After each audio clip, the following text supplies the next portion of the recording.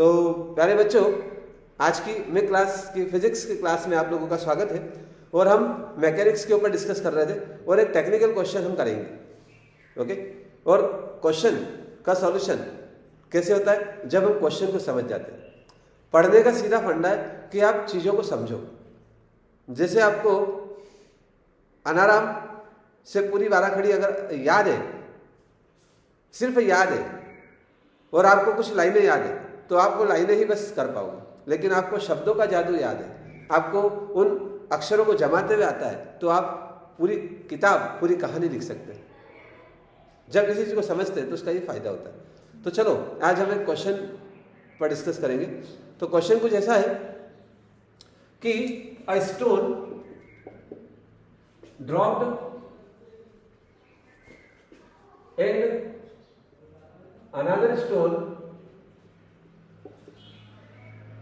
thrown downward with velocity 2 meter per second.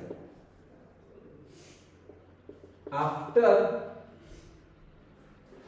what time the separation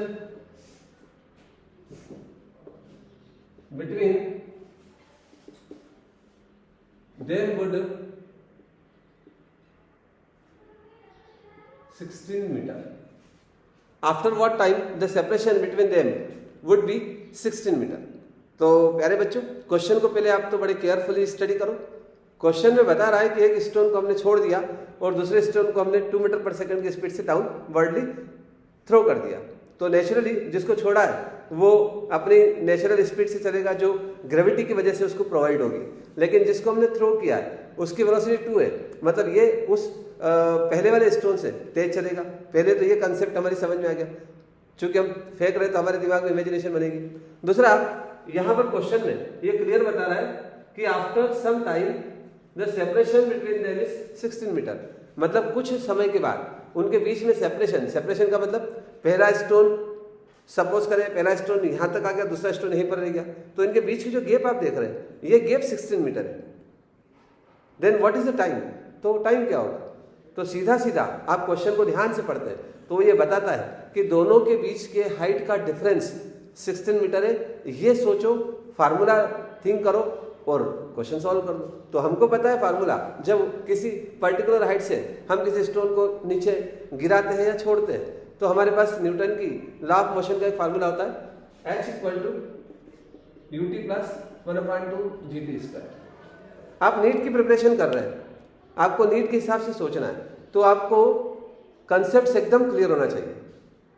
अब हम देखिए इसको बिना पेन के कैसे दिमाग में सोचेंगे, कैसे हम थॉट करेंगे, और पेन जब चलाएंगे तो सिर्फ एक स्टेप में हमारा आंसर होगा। तो हमने सोचा कि जिस स्टोन को हमने ड्रॉप किया उसका तो इनिशियल वेलोसिटी 0 है, लेकिन जिसको हमने थ्रो किया उसका इनिशियल वेलोसिटी है u है। इट मीन्स दोनों ही कंडीशन में सेम फार्मूला लगेगा। पहली कंडीशन में इस फार्मूले का ut 0 हो जाएगा, लेकिन दूसरी कंडीशन में ut रहेगा। इसके बाद दोनों के बीच का डिफरेंस मुझे 16 दे रखा है, तो मैं दो फार्मूले इमेजिन करूंगा, अपने दिमाग में इमेजिन कर रहा हूं। दो फार्मूले हैं, H1 = 1/2 gt² और H2 = ut प्लस 1/2 gt²। यहाँ पर t सेम क्यों है? क्योंकि किसी पर्टिकुलर टाइम के बाद, इट मीन्स दोनों स्टोन के लिए टाइम सेम है, दोनों स्टोन फॉल हो रहे हैं और किसी पर्टिकुलर टाइम में उनके बीच की डिफरेंस 16 मीटर है, तो वो टाइम दोनों के लिए सेम होगा। तो मैंने इमेजिन किया, सब्ट्रैक्शन किया, तो मेरा सब्ट्रैक्शन आया H1 - H2 = ओनली u। कैसे? दोनों ही इक्वेशन में 1/2 gt² कॉमन है। अब आप देखिए इसका डिफरेंस है 16, ये हुआ 16, आपकी वेलोसिटी 2 और टाइम t, और t = आपका हो गया 1 सेकंड।